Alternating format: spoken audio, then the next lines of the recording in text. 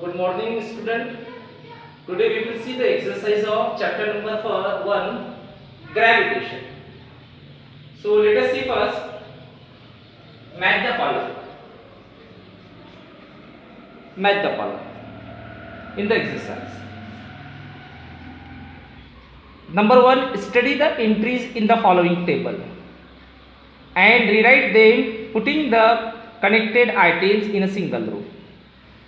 सो यहाँ जो हमें मैच एक कॉलम को मैच करना है, इस मैचिंग के अंदर में फर्स्ट कॉलम में फिजिकल क्वांटिटीज दी हुई है, सेकंड कॉलम में ऐसा यूनिट दिए हुए है, थर्ड कॉलम में कुछ इंफॉर्मेशन दी है उनसे रिलेटेड। तो हमारी फर्स्ट कॉलम में सबसे पहली क्वांटिटी है मास। अब हमें मास के यूनिट को देखना है सेकंड कॉलम में। We know that the SI unit of mass is kilogram. So this mass will match with kg. This is the first match. Now mass is a measure of inertia, and therefore in the third column it will match with measure of inertia. Similarly, now the second quantity weight, its SI unit is newton. Weight का SI unit newton है, तो second column में Newton के साथ में इसके match रहेगी। और थर्ड कॉलम में ये जो वेट रहता है ये वेट 0 हो जाता है at the centre of earth, इसीलिए अब यहाँ न्यूटन से लेकर हमें इसे यहाँ पर मैच करना पड़ेगा। थर्ड कॉलम में 0 eight the centre. Then acceleration due to gravity. Acceleration due to gravity का यूनिट है मीटर पर सेकंड स्क्वायर। एक्सेलरेशन मीटर पर second square. So acceleration due to gravity की मैच है मीटर पर सेकंड स्क्वायर के साथ। और थर्ड कॉलम में इट डिपेंड्स ऑन हाइट। यह हाइट पर डिपेंड है जी की वैल्यू। जैसे हाइट बढ़ेगी वैसे वैसे एक्सेलरेशन ड्यू टू ग्रेविटी की वैल्यू कम होने लगती है। नाउ ग्रेविटेशनल कांस्टेंट, इसका यूनिट है न्यूटन मीटर स्क्वायर पर किलोग्राम स्क्वायर। और थर्ड कॉलम में इसका मैच रहेगा same in the entire universe. So this is the match. Now we will see question number 2। Answer the following question. A, what is the difference between mass and weight. Mass और weight के बीच में क्या difference रहता है, ये already हमने topic में study किया है कि मास और वेट के बीच में क्या डिफरेंस है। Will the mass and weight of an object on the earth be same as their value on mass. तो आपको यहां पर यह भी बताना है डिफरेंस के साथ साथ कि किसी ऑब्जेक्ट का मास और वेट दोनों भी अर्थ और मार्स, मंगल ग्रह और हमारी पृथ्वी, इन दोनों पर एक जैसा रहेगा क्या। अगर रहेगा नहीं तो क्यों नहीं रहेगा, उसका रीजन भी देना है। तो ये जो क्वेश्चन है क्वेश्चन नंबर 2, इस क्वेश्चन नंबर 2 का आंसर हमने यहां पर लिखा है हमारे इस व्हाइट बोर्ड के ऊपर में। तो इसमें फर्स्ट हमारा जो पॉइंट है, ये first point of difference definition का है दोनों के बीच। Mass is the amount of matter content in an object, weight is the force of gravity acting on an object। second one is the expression, दूसरा point expression का difference इनके बीच। अगर हमने एक्सप्रेशन देखा तो mass is equals to weight upon acceleration due to gravity. Mass, wait और acceleration due to gravity की ratio रहती है। Therefore mass of an object is equals to weight divided by acceleration due to gravity. Similarly अगर हमने wait का expression देखा तो wait is the force of gravity F and F is equals to mass into acceleration due to gravity. So W is equals to F, F is equals to mg। This is the expression for weight. Now the third difference is the difference of unit, SI unit. The SI unit of mass is kilogram, the SI unit of weight is newton. Now the fourth point, this information. कौन सी information? Mass never change whenever place और position change. Mass कभी change नहीं होता है object का, object का मास हमेशा हर जगह पर सेम रहेगा। इक्वेटर पर अगर किसी ऑब्जेक्ट को अगर आपने मास देखा तो उसका मास इक्वेटर पर भी उतना मिलेगा, पोल पर भी उतना ही मिलेगा, मंगल ग्रह पर भी उतना ही मिलेगा, मून पर भी उतना ही मिलेगा। उसके बाद में वेट चेंजेस, क्योंकि वेट ये एक्सेलरेशन ड्यू टू ग्रेविटी पर डिपेंड है। W is equal to m into g, और g की वैल्यू हमेशा चेंज होती है व्हेनेवर पोजीशन और place change, that's why the weight change. So weight changes whenever position और place change is the fourth point of difference between mass and weight. And the fifth point of difference is mass of object can't be zero. Object का मास कभी zero नहीं रह सकता। अगर object है तो उसमें कुछ ना कुछ मास तो रहेगा, बिना मास वाला ऑब्जेक्ट नहीं रहता। ऑब्जेक्ट वही रहता है जिसको मास रहता है। So mass of object can't be zero, किसी भी ऑब्जेक्ट का मास जीरो नहीं रह सकता है, but weight can be zero. Object का वेट जीरो रह सकता है, कहां पर रहता है? At the centre of the earth, earth के सेंटर पर ऑब्जेक्ट का मास, ऑब्जेक्ट का वेट जीरो रहता है, क्योंकि वेट ये एक्सीलरेशन ड्यू टू ग्रेविटी पर डिपेंड है। तो g की वैल्यू हमें at the centre of the earth zero मिलती है, और इसीलिए हमें वेट भी जीरो मिलता है। So weight of the object can be zero. Now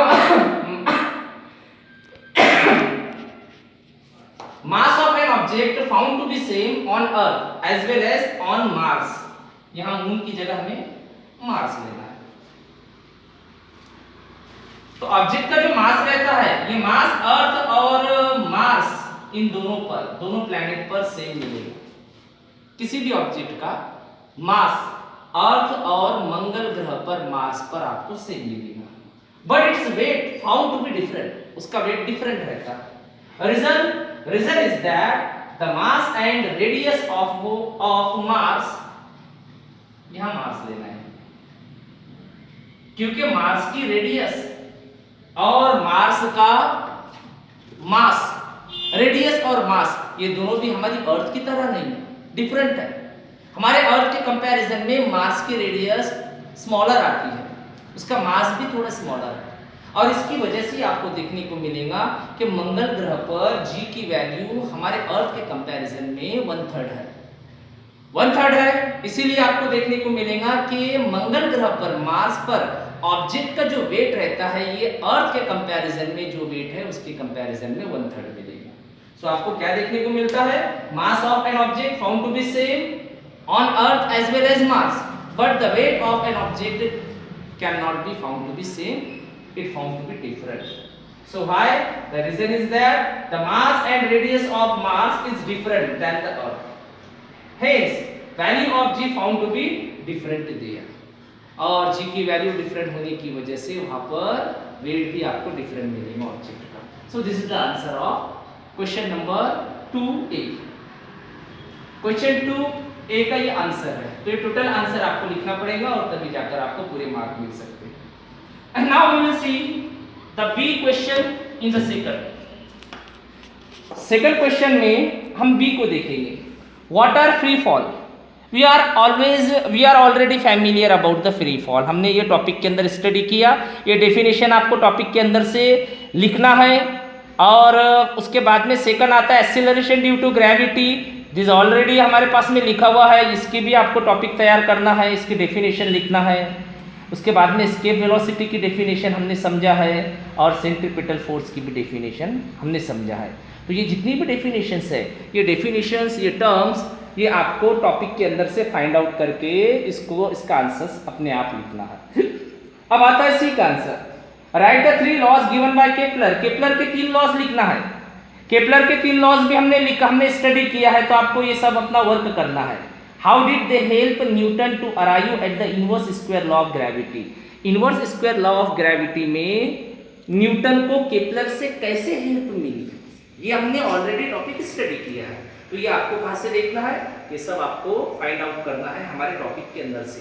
हमने जो चैप्टर्स की स्टडी की है, स्टडी के अंदर में ये सी का आंसर आपको मिल जाएगा। नाउ अब आता है क्वेश्चन नंबर डी को फाइंड आउट करके देखो, अपने खुद के बलबूते पर इसको सॉल्व करके देखो। A stone thrown vertically upward with initial velocity u reaches a height h before coming down, show that the time taken to go up is same as the time taken to come down. एक stone को हमने ऊपर फेंका, फिर वो ऊपर से एक हाइट को अटेन करने के बाद में नीचे आया। आपको बताना है कि जाने में और आने में लगने वाला जो समय है, ये समय एक जैसा है, टाइम एक जैसा, जाने में और आने में एक जैसा समय लग रहा है स्टोन को। ये प्रूव करना है तो ये अपने हिसाब से करो, अदरवाइज हम इसके बाद के जो हमारा जो पीरियड है ना, उस पीरियड के अंदर में इसको सॉल्व करेंगे। अब आता है if the value of g suddenly become twice its value, it will become 2 times more difficult to pull a heavy object along the floor high. अगर सडनली जी की वैल्यू डबल हो जाए तो डबल होने के बाद में उस ऑब्जेक्ट को पुल करना भी हमारे लिए 2 टाइम डिफिकल्ट हो जाता है। क्यों हो जाता है, इसके पीछे जो रीज़न है, ये रीज़न हमने यहाँ पर लिखा है, आप उसे देख सकते हो। तो ई का आंसर में हमारा पहला पॉइंट है heaviness of an object depend on its weight. Object का जो हैवीनेस रहता है वो उसके वेट पर डिपेंड है, and weight is the product of mass and acceleration due to gravity. W is equals to m into g. It indicates that weight is directly proportional to acceleration due to gravity. तो यहाँ हमें देखने को मिल रहा है कि wait ये acceleration due to gravity के डायरेक्टली प्रोपोर्शनल में रहता है। इसीलिए therefore as the value of g increases 2 time, अगर g की वैल्यू 2 टाइम इंक्रीज होगी तो उसका वेट भी 2 टाइम बढ़ जाएगा और 2 टाइम डिफिकल्ट रहेगा उस ऑब्जेक्ट को पुल करना, वो 2 टाइम हैवियर हो जाएगा। Understand? So this is the answer. You can see it. Now we will see the third question. Question number 3. Explain why the value of g is 0 at the center of earth. अर्थ के centre पर g की value 0 क्यों रहती है? The answer of this question we can see on this whiteboard. So this is the answer. Acceleration due to gravity is directly proportional to mass of earth and inversely proportional to radius of earth. Acceleration due to gravity ये अर्थ के मास और अर्थ के radius के साथ में proportionality रखती है। मास के साथ में डायरेक्टली प्रोपोर्शनैलिटी का रिलेशन है और रेडियस के साथ में इनवर्सली प्रोपोर्शनल का रिलेशन रहता है एक्सीलरेशन ड्यू टू ग्रेविटी का। That is g is directly proportional to mass and inversely proportional to the square of radius of the earth. So it will observe that at the center of earth के centre पर अर्थ की radius भी 0 हो जाएंगे और अर्थ का मास भी, as well as the mass numerically become 0. वैसे तो मास 0 नहीं रहता, हो सकता है न्यूमेरिकली अगर हमने देखा तो वैलिड मास हमें 0 कंसीडर करना पड़ेगा अर्थ के लिए उसके सेंटर पर, और अगर हमने मास को 0 नहीं भी कंसीडर किया तो रेडियस 0 हो जाने की वजह से आपको देखने को मिलेगा कि हमारी जो एक्सीलरेशन ड्यू टू ग्रेविटी है इसकी वैल्यू भी 0 हो जाएगी, और 0 हो जाएगी इसीलिए आपको ये देखने को मिलेगा कि अर्थ के सेंटर पर g की वैल्यू हमें 0 मिलती है। So this is the answer of question number 3. Now the further questions you have to solve.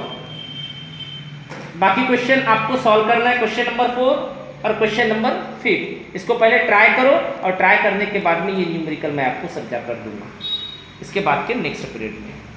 Understand? So have a nice day, good bye.